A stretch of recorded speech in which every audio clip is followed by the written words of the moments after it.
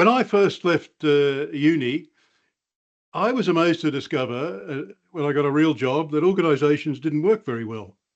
You kind of had the impression that, after all these years of management and running organisations, and some of them been going for a very long time, then things would actually work pretty well.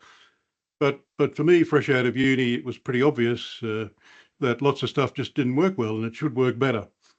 And I had that thought for many years until I discovered the whole concept of process and process management, which is the answer to all of that, of course. And I think we all experience that, don't we? Even in our day-to-day lives, and certainly in my own organisation, things just don't work as well as they should. And we can do a lot better. So that's the whole point of process management, and I call it active process management because it's not passive.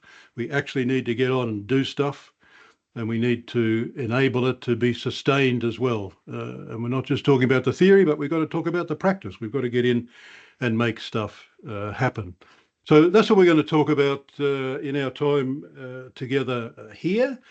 A quick point, in all of the slides, you'll see this little icon. Pretty much every slide has got at least one of these, sometimes more.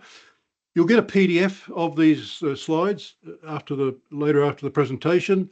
Interfacing will send that to you, and you'll find that that's clickable. And if you click on those icons in the PDF, you'll get it'll take you to a video on my YouTube channel, probably something like 10-minute video that'll be something to do with the topic that the slide is discussing. Here's the most important slide, I think. This one and one other, two important slides, but this sets the whole scene, because this is saying, why do we do all of this? Vast amounts of talking and doing and active work in terms of process management and process improvement. And I think sometimes we lose focus. We lose the sense of why we're doing it. And there's only one reason why we're doing it. There's only one objective that we have. And I think about it like this. It's these initials, PVBB. Proven valued business benefits. Benefits to the business, not just to the process team, and valued by the business in business terms, and proven with data about which there's no dispute. Now, this sets the bar very high, but if we're not meeting this bar, then I don't know what we're doing. I think, if we're not delivering proven valued business benefits, then I think we're in danger of being declared waste by our own definitions, and that would be at least embarrassing. So I think we should keep this in mind all of the time. It's PVBB. Put it in, 200-point font and put it on the wall in front of you. Remind yourself all of the time that we're supposed to be delivering benefits. This is not some exercise in drawing nice diagrams and having cute concepts and lots of lovely moving PowerPoint pictures. We might need all of those things, but at the end of the day, if we're not delivering proven valued business benefits, then what are we doing? What have we come to work for? So I like to start with that because we need to focus all of the time. PVBB, that's an easy way to think about it. Benefits to the business, valued by the business, and proven with data about which there's no dispute. So how are we going to make that real? I want to talk about these three elements today, and there's our first example of those camera icons. Each of those would take you off to a short video about these topics. So we'll talk about primacy of process, Tregear circles, and how we enable those circles to turn with the 7 enablers. As Dan mentioned, lots of books, lots of stuff on my website. Almost all of it's actually free for you to download anytime you like. That's got lots more backup about all of this. We'll obviously, in this short time together, we'll go through these things reasonably quickly, but there's lots of backup material there if you're interested in doing it, in going further. So let's start here. The primacy of process. I said there were 2 main slides, and this is the other one. If I was doing a presentation and I was only able to have one slide about process-based management, then this is it. And I call this this is the primary principle of process-based management. I call it the primacy of process, for reasons I think should become obvious if they're not already. But the primacy of process says that there are 2 perspectives of an organization. One is the functional or vertical view of an organization, but the other is importantly says that there's a horizontal or process organization, and we need to be able to manage both of those. So in this vertical direction, it's largely about managing resources and related decisions. And the key artifact, of course, is the organization chart. That this is the functional organization. This is traditional management, the way it's always been done, and the way it hasn't always worked well. And we know why now it doesn't work well, because we actually get work done in every organization across the organization. We get stuff done across the org chart, not up and down the org chart, but across the org chart. Someone does something, someone else does another bit, another team does something else, and then eventually we've got something to deliver. So across the organization, we're creating, accumulating, and delivering value. And by value, I mean products, services, experiences. Whatever it is we exist to do, we're actually creating, accumulating, and delivering that across the organization. And we can think about that as a across the organization chart. So we'll often talk about cross-functional processes. And by the way, if we think about that's the way we create, accumulate, and deliver value, that's the same as saying that's how we execute our strategy. So here's a link, maybe we can talk about this some more later, but when you start saying, how do we get executives interested in this? Well, you start talking not just about executing processes, but executing strategy. And now you at least should have their attention. You're talking their language. So this is the primacy of process. We've got two directions. We need them both. We need the functional and the process organization. And nothing we're doing in the process organization in the horizontal direction makes any change at all necessarily to what we're doing in the vertical. And in that horizontal direction, our key artifact, of course, is going to be process architecture. You've got a tiny example of one there, but we'll look at it in a little more detail in a moment. So that's the first idea, the primacy of process, where we need not only to do the vertical, the functional organization based on the org chart, but we need to then think about how we deliver to our customers, our beneficiaries in that horizontal direction, because that's how every organization works. Whether you don't have to decide that. The organization, the business life has decided that for you long ago. This is not an option. The only option is whether we're going to manage in that horizontal direction as well, or we just, kind of hope it all works out. And I bet your organizational strategy doesn't say things like, we hope everything's going to be okay. I haven't seen that in anyone's strategy yet. Okay, so let's talk about the circles. Very conveniently, these are called Tregear Circles. Who knew? And I think of this as a kind of meta model for management. It's a perpetual process improvement engine, if you like. So when we think about the circles, we're talking about any process. It could be a big process or a small process, but we're talking about a particular process now. And we've got two circles, as you can see, PO and PI, the process ownership and the process improvement circle. And lots of organizations are doing the process improvement piece, but essentially the process ownership circle is there to say which processes should we improve, because we know we've got hundreds, thousands, tens of thousands of processes, and we can't be working on all of them. So how do we make wise choices about which ones to improve? So let's talk about the PO circle. And you can see it's got three nodes: target, assess, respond, target, assess, respond. And I think target, assess, respond is the sort of drumbeat of process management. We set, for a particular process now, we're going to set process KPIs, we're going to set targets for performance. We'll assess that performance, and we'll assess that in two ways. One is just the straight numbers. We're supposed to be getting 9 out of 10. Are we? We're getting 8 out of 10, or we're getting 9.5 out of 10. We just assess it against the process KPI targets. But the other thing we would assess there is ideas for change, new ideas. The whole innovation piece can pop in there as well.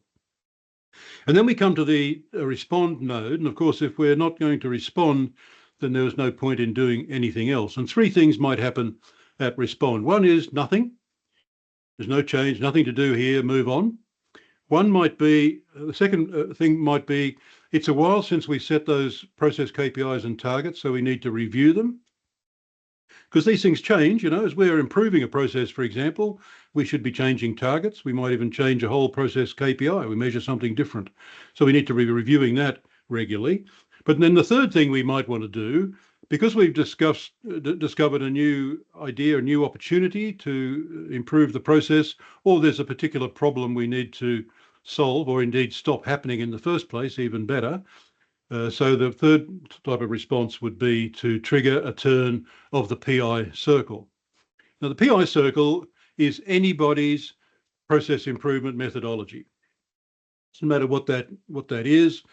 It could be Lean, it could be Six Sigma, it could be versions of those. It might be Sprint Pip, it might be any kind of process that's based on a current state, future state, and changes to create a new current state. So as is current state, to be the future state, of course, and to do is just my shorthand way of saying these are all the things we've got to do to create a new as is, which, by the way, of course, is the point of process improvement. Sometimes it feels like people run process improvement projects to create the to be. Well, the to be never changed anything. What we need is a new as is. Sometimes we miss that point. So, and a process improvement project, sometimes it might take a couple of days. Maybe it's obvious what needs to be changed, but sometimes it might take months, perhaps many months, depending on the nature of the change. So, but all during that time, the PO circle keeps turning. And the PO circle is going to turn more or less at the frequency with which we can get performance data. So it's a kind of execution frequency of the process itself. So we're always generating data there, and we're always doing the assess, and we'll respond. And if a process is under improvement, something's being changed, but it's going to take 6 months for that to happen, well, all sorts of other things might change as well. And the thing we really want to know is how good are we at making these changes? We said we'll make these changes and this will happen to process performance. Well, did it? We need to also manage the process of process improvement. That should be our best process. So we've got the PO circle turning all the time for the processes that we've got under active management, and we'll keep that up to date. We'll keep the process KPIs and targets nicely set up to be measuring the right things. And then when it's needed, because we've got an opportunity to do something different to benefit, or we have a problem that we want to fix or avoid, even better, then we trigger the PI circle. We'll run the process improvement project. We'll make the changes, and we keep measuring to make sure we know what's happening. So I always talk when I'm involved with clients doing projects, we're always talking about getting the circles turning, and that's what it is. So I think this is a nice picture of active process management. So how do we get the circles to turn? Well, we get the circles to turn with these 7 enablers. Now, these are 7 ideas, 7 things that I think we need to be developing more or less in sync if we're going to be able to get the circles turning and keep them turning. This came out of early in my process management and analysis career. I was thinking, sometimes this seems to work in organizations and sometimes it doesn't. So in those places, where it's working, why is it working? And where it's not, what's missing? So I think these are 7 enablers, and we'll have just one slide for each of these, but there's whole chapters of books and many papers and videos about all of these various, these 7 enablers, but we'll just go through them quickly here to do it. So there are 7 of them. Sorry, there are 7. Some people say we should have 3. Well, I think you need all 7. Nobody's convinced me yet that we need 8. People often tell me about the 3rd circle or the 8th enabler, and I've resisted so far, but, do your best. Because if we can improve it, I'm happy to improve it, but this works. So I'm thinking you need a plan for each of these pieces, and you need to be developing them more or less in sync to give yourself a good chance of establishing and sustaining process-based management. So let's just go through each of these briefly so we can see what each of them means. They're all equally important, by the way. I've got to start somewhere though, so we'll start with process architecture, and it's the thing that enables us to visualize the processes of the organization. I won't go through this example in any detail, but at the top of a process architecture somewhere in the top in this format, we've got shared management processes. In the middle are our core processes, and the bottom support processes. And this is the key artifact of process-based management. I think you absolutely have to have one of these, They're not as difficult to create as some people think.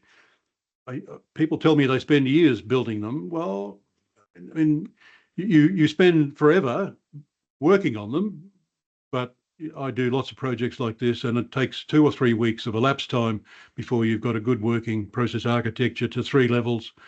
That's probably like 250, 300 processes identified, and you can get on and start using it. So this is defining these value pathways. Here, this is a university, of course, and we're producing graduates.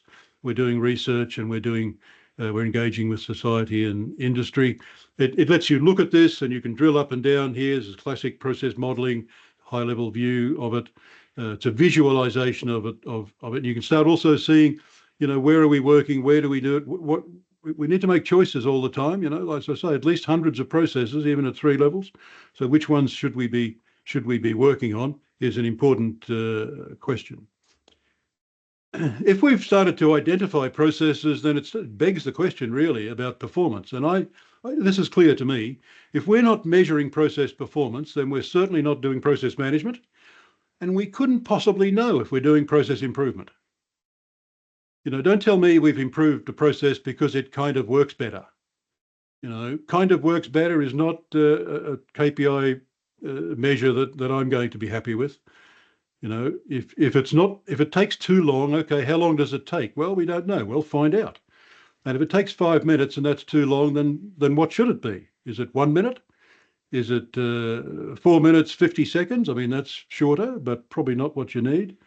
So we need to get serious about that. If we're going to talk about improving process performance, then we need the numbers, and we need to be very precise and also not just know what the measures or process KPIs are, but the measurement methods. Where are we going to get the data from? Sometimes it's easy to come up with process KPIs. We'll measure customer satisfaction. Well, okay, maybe that's a good KPI, but how are you going to do that? Surveys, what sort of surveys, etc. We really need to get to the detail, because if we don't have the data, then we're not measuring process performance, and therefore we're not managing those processes, and we wouldn't have a clue whether we're improving them. So we really need to put some focus on that. So now we've got another issue here, the whole governance thing. So we can define our processes, we can set process KPIs and targets, we can measure, we can collect all the data, we can do the analysis, but there's got to be some response, right? Remember the respond node of the PO circle. So this is, for me, what the whole process governance thing is about. It's not just about process owners, but the process owner, I think, is the key. It's the vital piece of that, the linchpin of process-based management, because we're talking about, in the main now, cross-functional process management, and the organisation chart probably won't help you very much in saying who's responsible across the organisation. And so the process owner is going to be accountable with others, with the support of others, for responding to performance anomalies and opportunities. I'm not saying this is the person we're going to blame when something goes wrong, but this is active process management. So who is it that's facilitating that active work? And now we come to change. Change is in the middle of this list of enablers, and it's fundamental to everything we do, because if we're not making change, which is to say proven valued business benefits, remember, if we're not delivering those, then what are we doing all this for? So it's the as is to be as is. We want to create the new as is process. It's very easy to come up with all these recommendations for change. We do the to be presentation, round of applause, job well done. But at that point, no process has been improved. So we need to actually get on and do it. So there's a whole heap of change management that's required in there. And we've got to come up with process. We've got to understand what the problem is we're trying to fix. We can look at a process and think, okay, we could do this and this. But if we're just tweaking it, making changes that nobody cares about, then they're not going to happen. So we just need to get very good at identifying the right changes to make for the right reasons, and then being able to make the changes. And of course, the PO circle is turning still, so that will tell us whether the changes were effective in the way in which we thought they were going to be.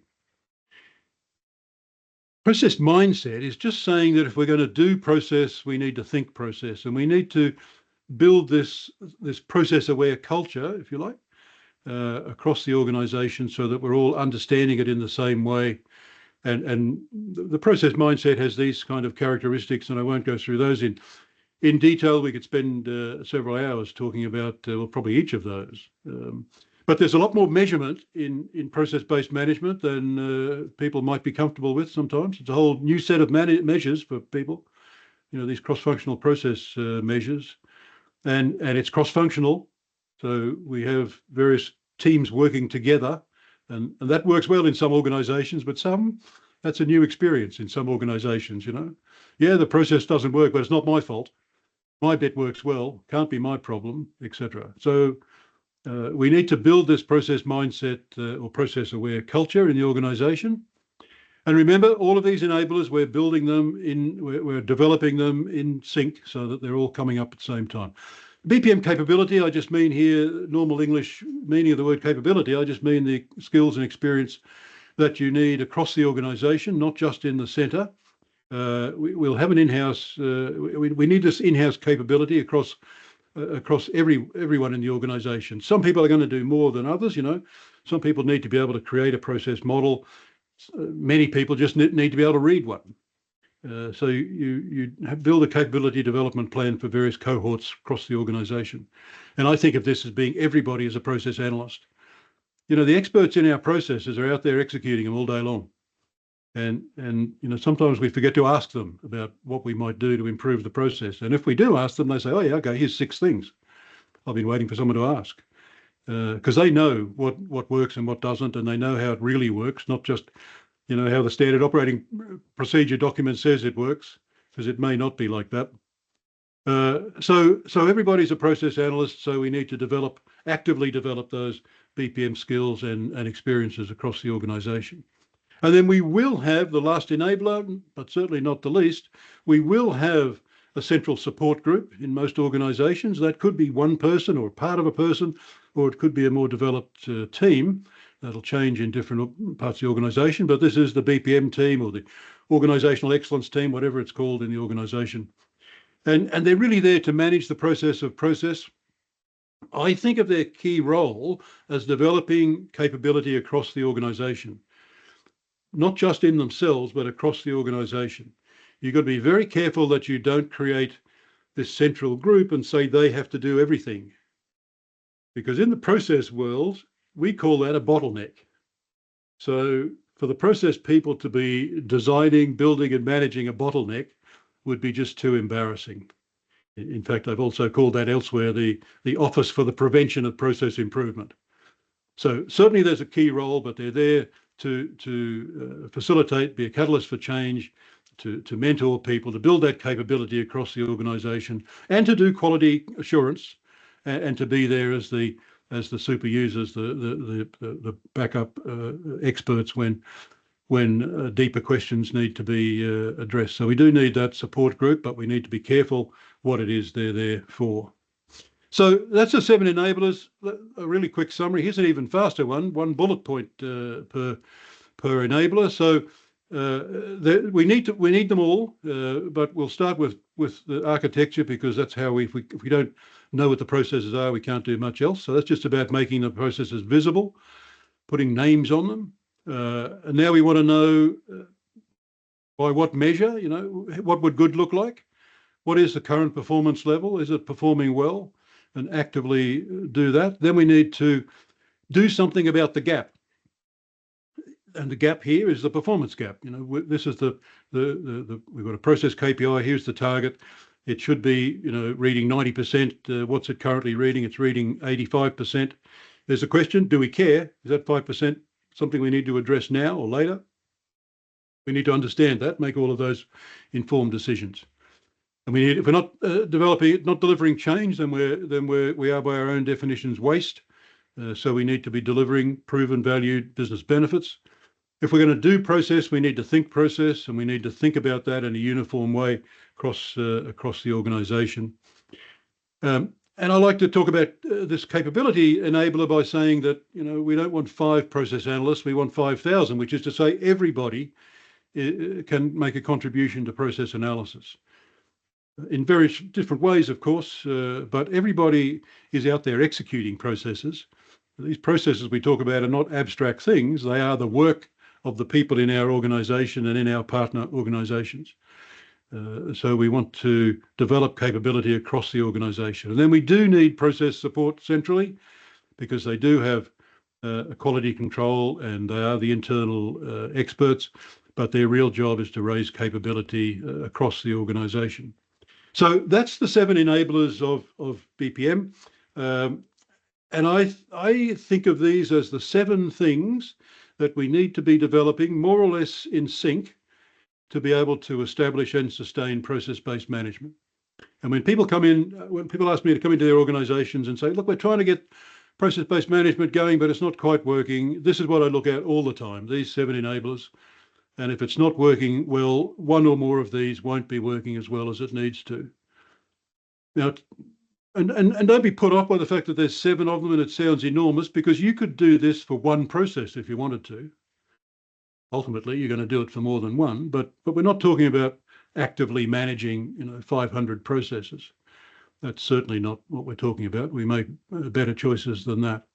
But these are the things that we need to be able to work on, to be able to make it possible for us to establish and sustain process-based management, to make it real, and to take it into the realm of business and fixing business problems. Sometimes we get a bit too fixated on the technology or the documentation. My interfacing colleagues, just put your fingers in your ears for a moment, but I'll tell the rest of you, I think many organizations should do a lot less modeling and a lot more managing. But when you do less modeling, you also do better quality modeling of what you've got. So process documentation is important, but at the end of the day, that's not the business problem, is it? I know for a fact that none of your organizations has a business problem called, we don't have enough process models. I mean, it's just not a business problem that anybody has. A lack of understanding of your processes might be contributing to other business problems, like something takes too long, or it costs too much, or it fails too often, etc. But at the end of the day, we need to step above that level of detail, as well as doing the detail, but step above that and say, okay, what are the processes and what do we need to manage, and how are we going to manage those processes? I think, and I think this is the essence of getting beyond just process improvement or fixing problems when they arise, and we're trying to be very getting ahead of the game here. The PO circle keeps turning. And what we're always doing, we're searching for opportunities for improvement. And not just problems that have happened. The very best way to fix a problem is to stop it happening in the first place. So if we've got the data and we're looking at the trends of the data and we can say, okay, well, this performance is getting worse. We've done all the nice charts about that. We can see that this is going to be a problem soon. Okay, well, let's intervene before then. Or there's some new technology or new operating mode that would help us to do something different, then we'll get stuck in and make that change. So we're always actively managing. That's why I like to call it active process management. So if we pull this together then here, and we talk about getting the circles turning so we can deliver proven valued business benefits, try and summarize it like this. I mean, we've got to really understand what we mean by process management. It's not documentation, not just documentation. We've got to understand it, and we've got to have a compelling reason for an organization to do it. We've got to have a plan for it. We've got to have capability development plans. We've got to have a plan for each of the 7 enablers. Those plans might fit on a single sheet of paper. We don't have to be, doing anything more complex than is needed. But then we need to plan it. It won't happen by itself. And then we need to execute those plans. And then prove that it's working. And this is, we've got to get the data. Sometimes people tell me that they're improving processes and they're doing great work, but they can't get their executive buy-in that they want. But when you say, what are the benefits you've delivered? Well, we modeled 100 processes, or these processes work faster. That's not the sort of thing that's going to attract the attention if you're doing a presentation at the executive committee. Stuff working faster isn't, that's not compelling. So we've got to be able to have the data and prove it, and understand that what we're doing here, the process of process management and improvement, is the process that we should be working on. It's the process we're executing, but we should also be measuring our ability to improve processes. We go through all of that exercise and we make changes, and did it work? Okay. So we need to understand that. Wouldn't it be great if the best performing process we had was our process of process improvement? I mean, that would be pretty exceptional, wouldn't it? Lots of places you can find more information. Best start at my website and you'll get to anything you need. But there are YouTube videos, 40 of them, lots of books, lots of papers I've written, almost everything. There are some things you can pay for there if you insist. Thank you very much. But you don't need to, because almost everything that you'd want to know is there in free form somewhere, including the latest book, Elements. That's a free download. It was always built to be a free download. It's a PDF you can download. There is a physical book if you want a physical book. But the download is essentially the print file for the book. So you can do that. That QR code will get you there, or just go to my website. You can find it there easily enough. Just make sure you're looking at the free PDF and not the physical book, if that's what you're looking for. And one other thing, you are the first people on the planet to see this material. I'm going to release this game certainly next week, and probably on Monday.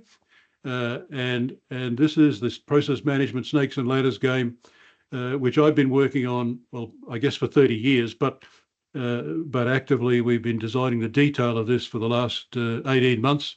And if you've been paying attention, then on that back of that door over there above my right shoulder is that game board.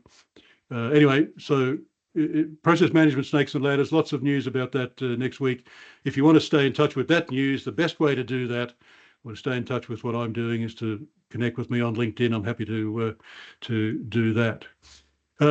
That's it for me for now. We'll be back later to talk about answer your questions. Peter's going to take those ideas now, or some of those ideas, and reflect those into the interfacing magic. I'll hand over to you, Peter. Thank you very much, Roger. That was really insightful as always.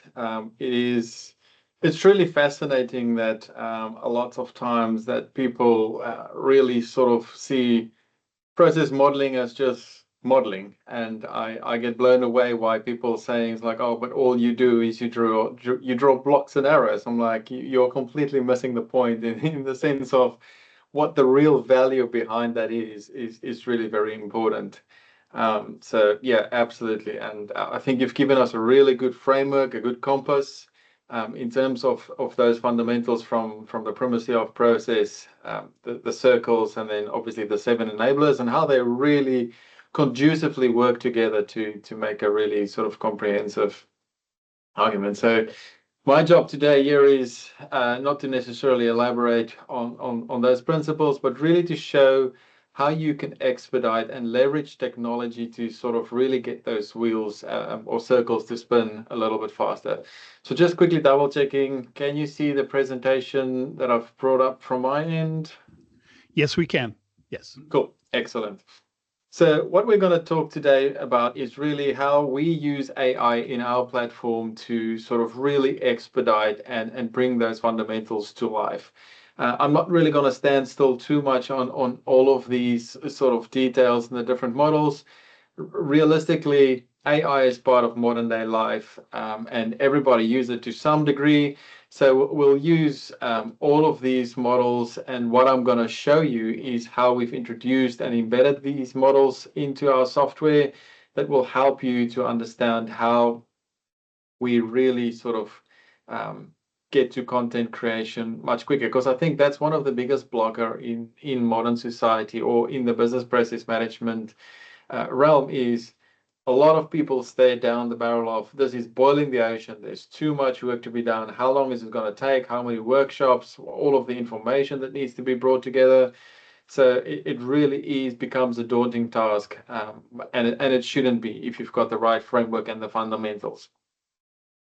So what I really want to focus on today is really just in the sense of how we can create content. And while saying that, I just want to reiterate that all models are wrong. Some are less wrong than others, right? That's just models are models. So this is not necessarily to say that the models are replacing human intervention, but it certainly augments and help to get information readily available much faster. We're also going to talk about improvement suggestions and how you can use and leverage technology to get to improvement suggestions. We're going to talk about semantic search and how everything really comes to life. So if we talk about those 7 enablers, how everything is integrated and intertwined, how do you make use of vector search and understanding how everything is connected. We'll also take a look at regulation parsing. Everybody can agree that in the modern times, there are so many regulations, and for good reason, making sure that every industry and business operate within the right lines and controls with all the regulations. But how do you overlay that over your business and your business processes? And then we'll also talk about process mining, which will really sort of talk about that process improvement section. So without further ado, I'm going to switch my screen now into our platform. Just move to this one. Just confirming again, everybody can see that window. Yes, we can, Peter. Perfect, excellent. Thanks, Dan.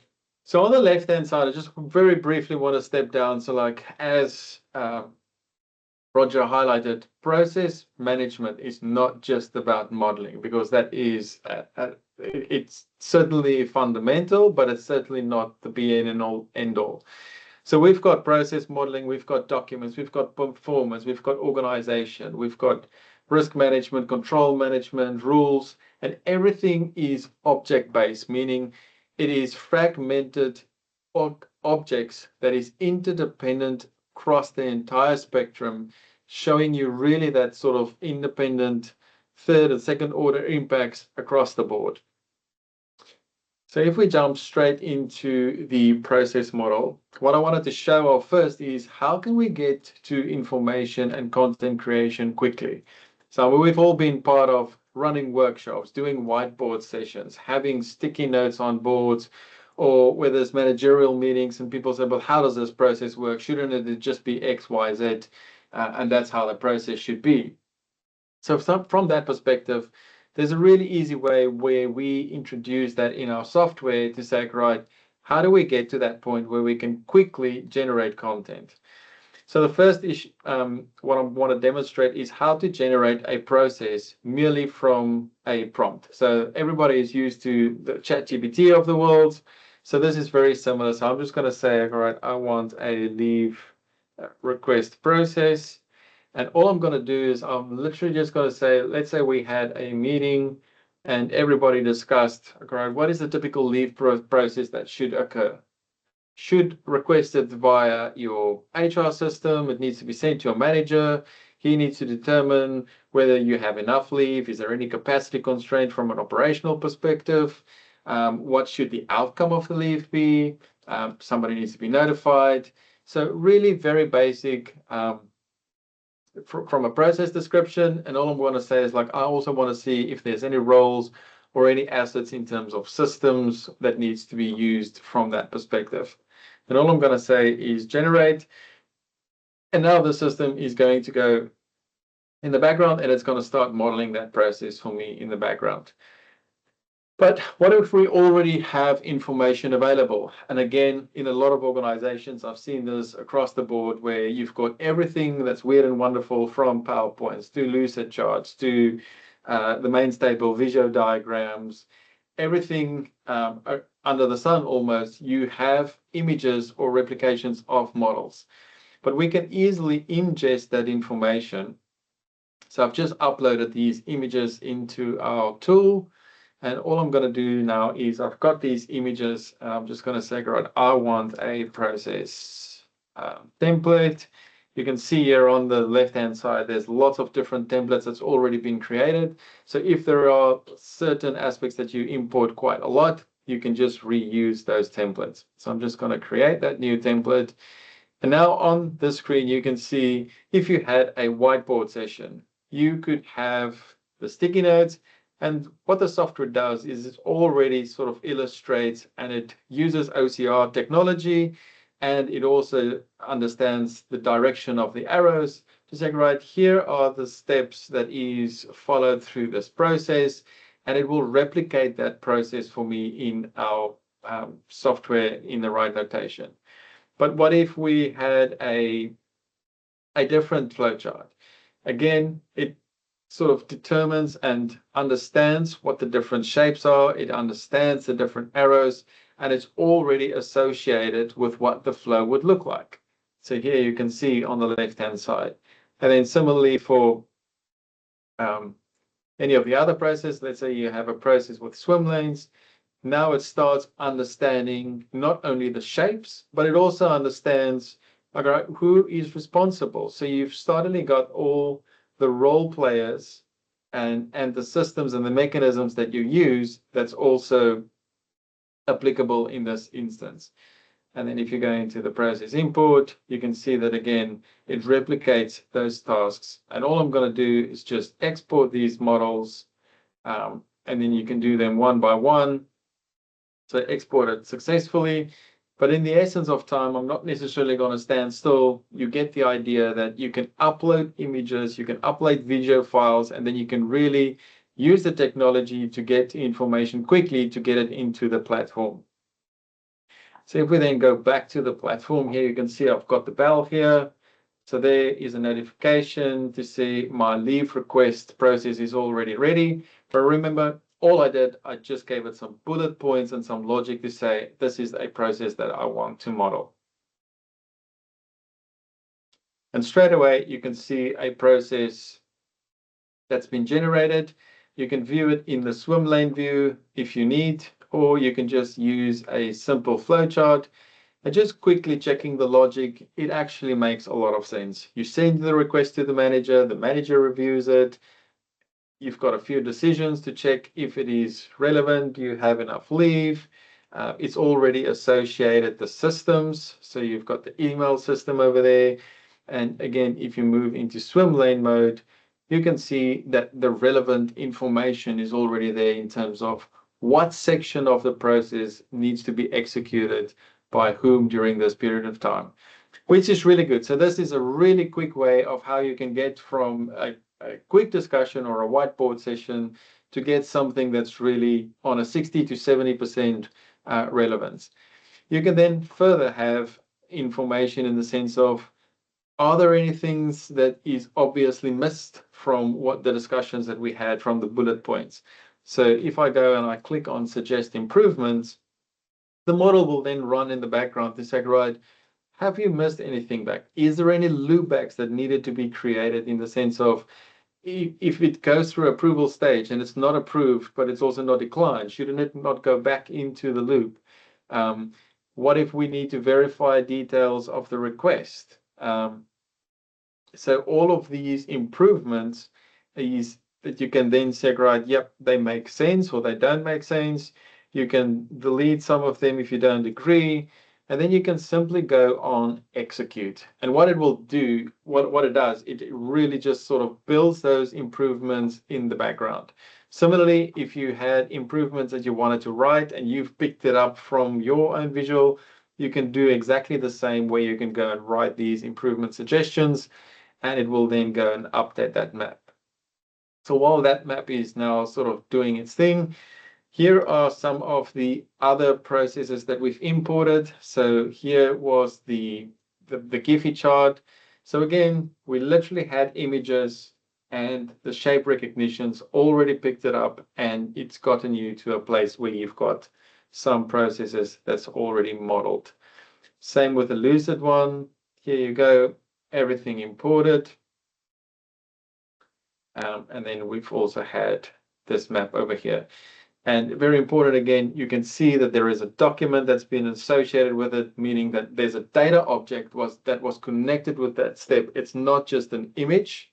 It's not just a shape on this page, but it's actually a data object that's connected, which becomes really important once we want to start understanding and sort of from that governance and process maturity, who's responsible, who's all the stakeholders, what's all the elements that's at play. It's not just a process model, but there is much more to it than just a normal process.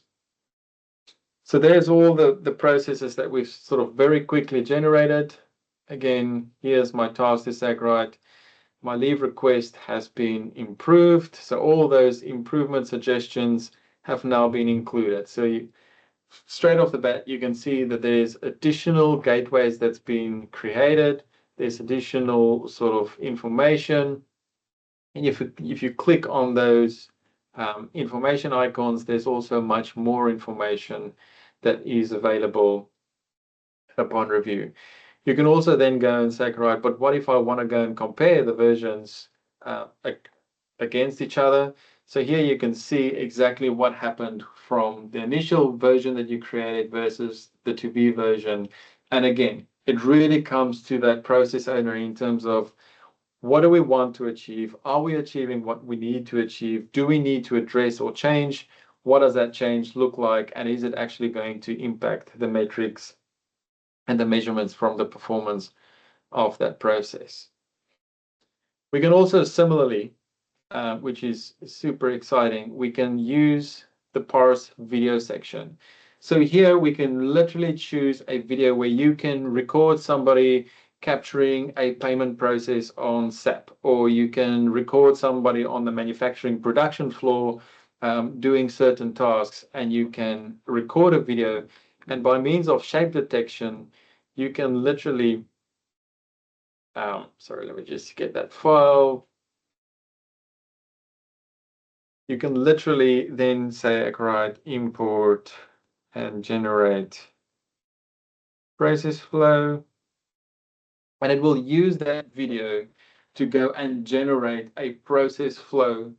And again, very quickly, without having to have hundreds of workshops or different stakeholders with different discussions, you can simply use the video and that will create the video in the background. This normally doesn't take very long. I'm sure it will pop up in just a few minutes. But here's exactly the same model that I brought in. Haven't done anything else with it. But here it literally just shows you how you will go through a airport security screening section. It also indicates where the metal detectors was used. So it's already adding those asset classes and objects to the process. And it really gives you all of the information. It also extracts some of the images. So when we need to place our items in a tray, it already extracts that video sections and insert the right images into those areas, which is really super helpful. But for instance, we can also then go and say, right, but what if we want to add more information on that specific section to say, right, I want to create that to a more user-friendly version that a user can read and sort of execute as a SOP.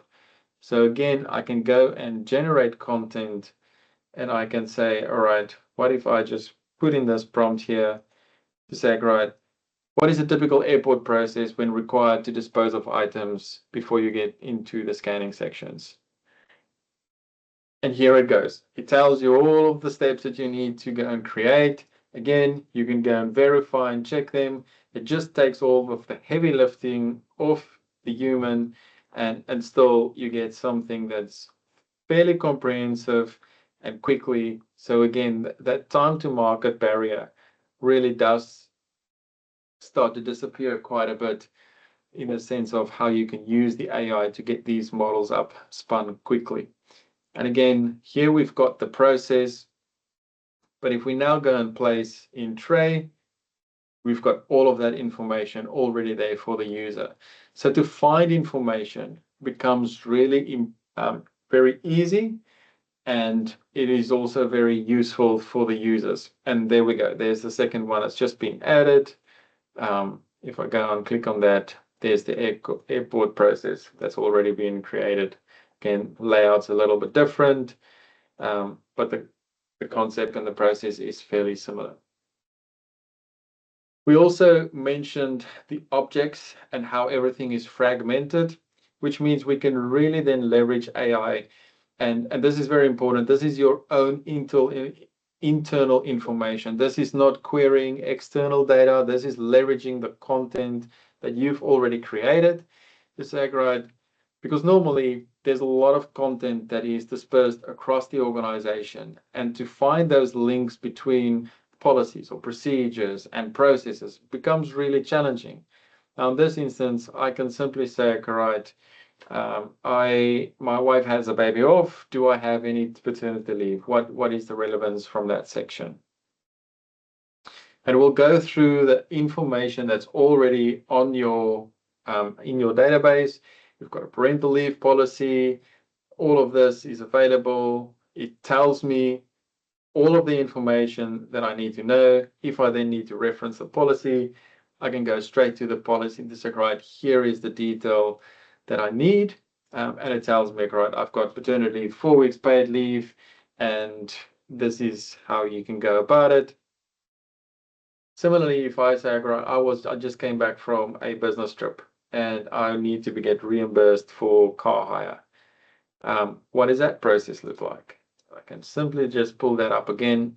Again, it's going to go through all of the information that is in your environment, and it's going to use the retrieval augmentation model, and it's going to find exactly what we need from that perspective, and it's going to take you to that specific information. So again, really super useful of how users can find the information, but also find it fairly quickly. So let's say, for instance, I want to know, do we have a product safety process that is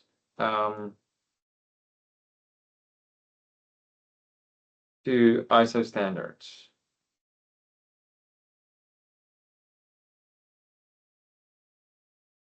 While it's thinking, it picks up a few. It's like, no, that's not quite what I was hoping to achieve. It's like, no, we need an approval process that's based on ISO. So I'm just going to type in that.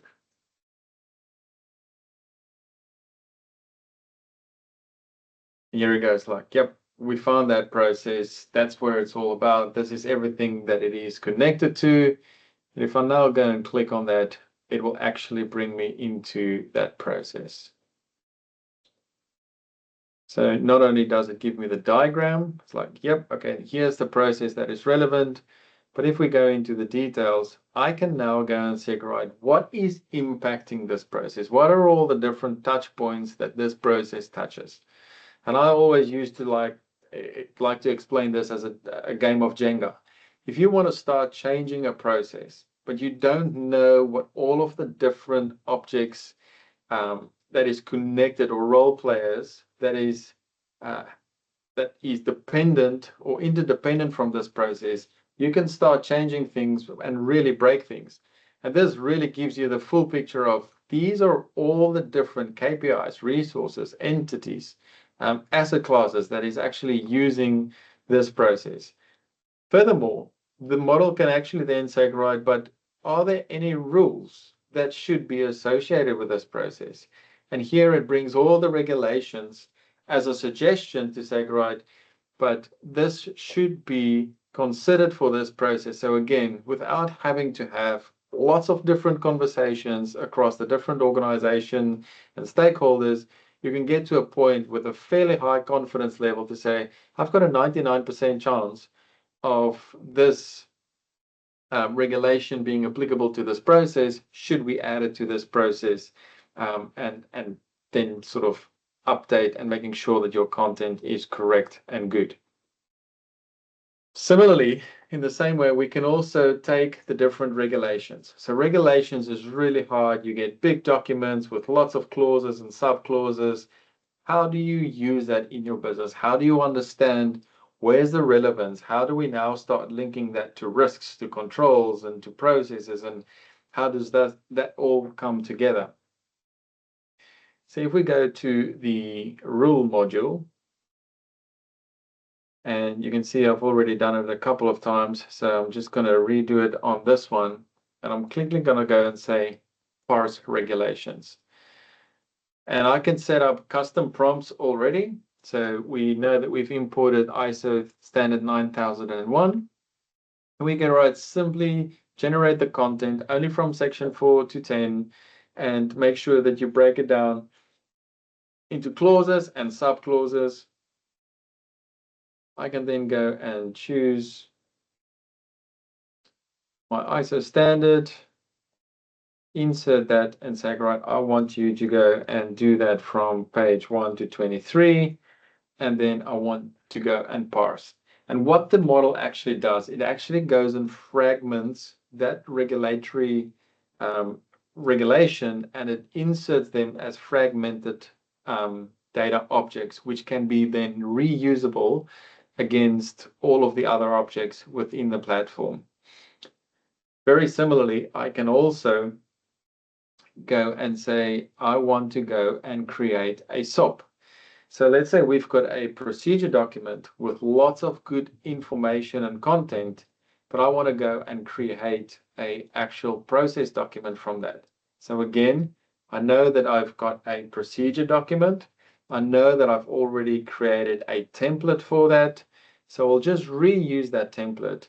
And here we can now see how this document is actually being read and how the information has started to be fragmented and sort of put into its relevant areas. You can see that it's taking each section, each sub-process, and starts breaking it down with all the relevant information already in. And you can also see it, right, are there any responsibilities? And the model is clever enough as it keeps learning to say, right, where is the lead auditor available, and so forth. And again, on the left-hand side, you can see what the process is going to look like, what is all the different sub-processes that will be underneath it, what is the org unit, so who's all the relevant stakeholders, the roles. Again, making it really comprehensive and collaborative in the sense of who is relevant to this whole process. And again, I'll just go and export that. But if I then go back into my data set, which I know that I've already imported, and it should import it again. Promise you this does work, and this is the real data that I just done beforehand. So here you can see if I go into the general clause, it says section 5.51 is general, and here's all the sub clauses underneath it. But no process or control or risk is going to necessarily be relevant to all of these sub clauses. So we need to be able to fragment them to in their individual clauses and understanding, right, where is the relevance from their perspective. So if I go into the list view and I now select all of these sub clauses that's been fragmented, I can now go and say, what is the impact recommendations? And I want to understand, all right, based on all the processes that we've already got in our organization, what are the likelihood that these sub clauses are relevant within our business?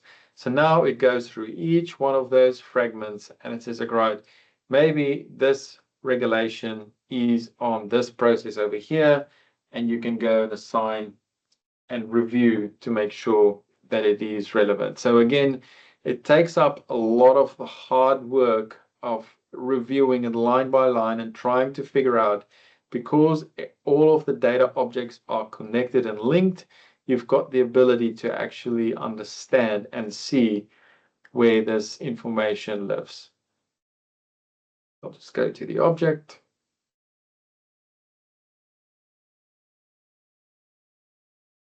So again, now we can see here is the process that we do have. This one is not built out from a diagram perspective with all the different steps, but at least you can now see that the rules, that rule that we've now fragmented, we've now made it part of this process.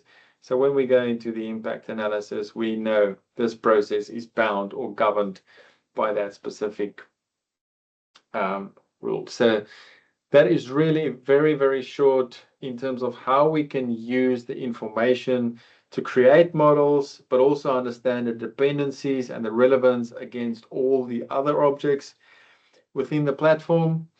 And more so from an improvement perspective, we also have the process mining. Now, process mining is not necessarily something new, but when you tie it into the rest of the integrated management system, it becomes really powerful in the sense of this is real-time data logs. So if you've got a business that's got all of your data logs in the background, you can ingest that data logs, and then the model will start learning, all right, what is actually happening here? So here we've got a very basically a SAP.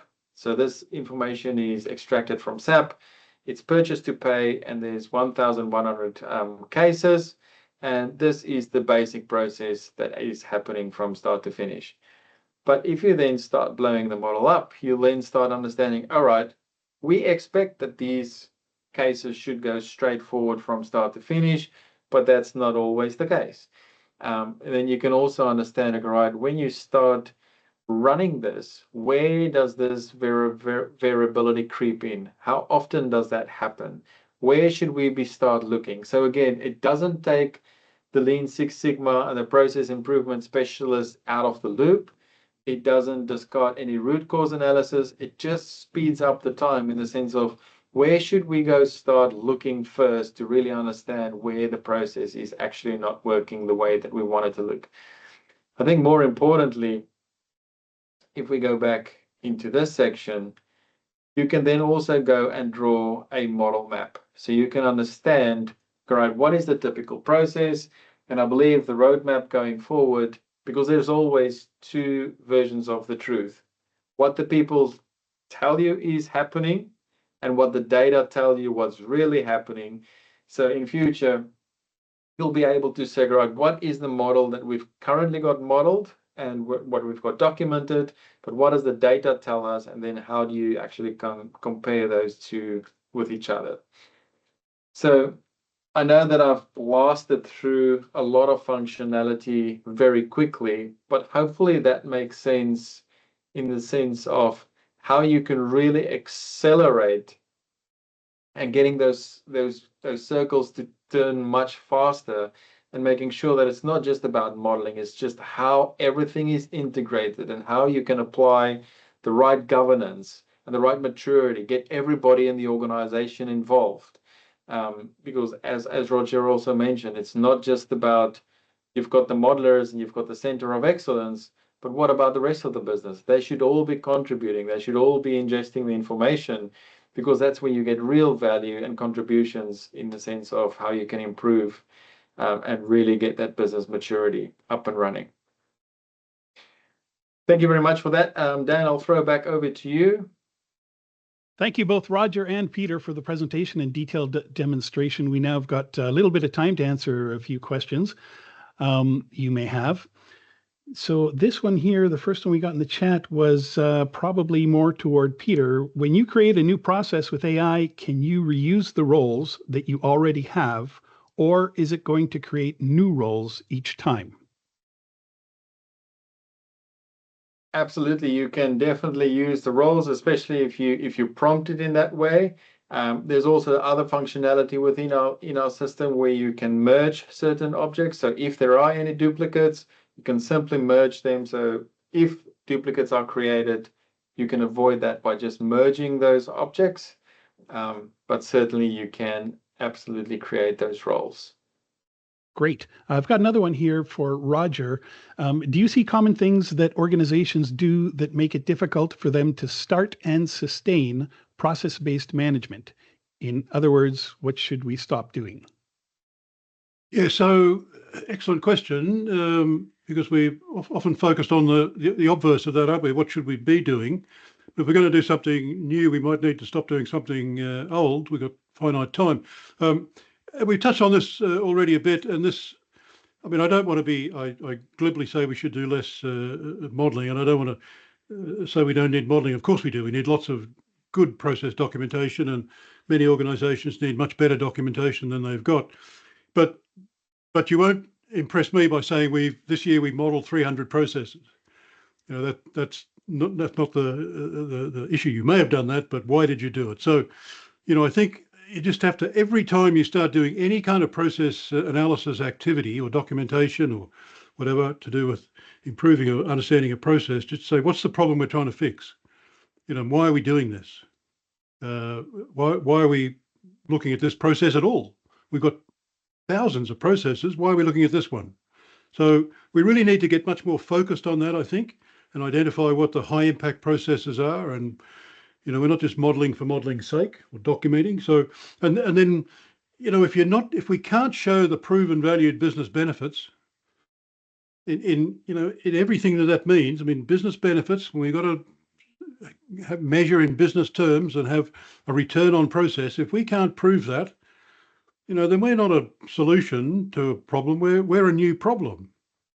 You can't expect managers and executives to be excited about the fact that we're giving them more trivia to think about and look at, and we're not solving problems, right? So if we're not solving a problem, we're causing a problem. So, and the solution we should be delivering is those proven valued business benefits, and to be able to do that and make good use of finite time, hours, and everyone else's in the organisation. That takes me back to the 7 enablers. We need to have a plan for each of those and to be working on them. But work on the stuff that's going to make a difference, not the stuff that's nice, but who cares? Okay, I have one last question geared for Roger. It's a long one. What you say about process-based management resonates well for me, but how do I get the executive decision maker engagement that we need? This is obviously significant change in the way the organization is managed that can only be achieved top down. Yep, absolutely. So we can start this stuff, and we often do bottom up or middle out, start the change to a process-based management thinking, but we can't complete it. We can't make it real until we're doing it top down. And success means that at the executive committee, they're talking about processes. Someone says there's a problem. Okay, which process are we talking about? Show me this problem on the process architecture. That's what success looks like. And very few organizations are there. And some are, and increasing numbers, but that's what success looks like. So how do we get there? Well, multivariant thing, and you'll expect me to say 7 enablers in this answer as well. But we need a communication plan. You can't just turn up to an executive committee and say, we've got a wonderful new way for you to manage the organization. I mean, you're not going to get much attention for that, or not the sort of attention you'd like anyway. So we need this kind of communication plan. Just sometimes as process promoters, we get a bit carried away. We're exploiting the virtues of having a process architecture, and our audience is thinking, what's a process? So we need to be careful about that. So think about the whole organization first. What is the communications plan for the various cohorts, particularly for the executive in relation to this question? And then we've got to deal with executive issues. And executives, what are their concerns? What are their compelling reasons? Because we've got to find their compelling reasons to get them involved. And they might be things to do with risk and cost, and maybe it's customer satisfaction. A big issue, Peter was mentioning earlier about regulation. Regulators are process analysts. They may not think of themselves like that yet, but that's what they do. They come into an organization and they want to know how you get stuff done and how you stop the bad stuff happening. That's what regulators do. And that's all about process. So we need to have a communication. We need to tell people what it is we're doing and make sure people understand, set the right expectations, and then deliver the proven valued business benefits. We have to be able to do that. That's what executives want to do. And we've got to deal with executive issues. What is the return on process that we're promising and delivering? And executives will also hear you talk about process management, think this is a whole parallel world of management. We're not going to do that. That's expensive. That's going to go crazy. Okay, where are the guardrails? Deal with the issues that they're going to have. So be very clear about those benefits. But the very best way to have success in process management and improvement at any place in the organization is to be successful. Be a solution, not a new problem. Great, thank you. Actually, I have one last question here that, and it is a popular topic because it does bring up trust factors. Peter, if you don't mind, how do we trust AI recommendations, and what about compliance and governance? Yeah, that's a really good question, and it refers to the previous comment that I made that all models are wrong. Some are less wrong than others, right? So it doesn't take the human element out of it. So we still need to have a look at what did the model return. I think from a governance and compliance perspective, it's very important to understand that everything that I've done today was based on the information that was in our environment. So if the model is searching for information, it's information that's already been created, and it's really based on that semantic search where it is not querying external sources. It's really querying what you've already inserted into that system. But always have a look, see what's returned. It helps you to do the majority of the discovery work, but it doesn't take out the fact that a human still needs to check, okay, yeah, that does make sense. Yes, that does relate to that process. So yeah, it absolutely does come up a lot in the sense of compliance and governments, but because this is in your environment and it's your data, there's a high level of trust, but you still need to sort of validate from an internal perspective.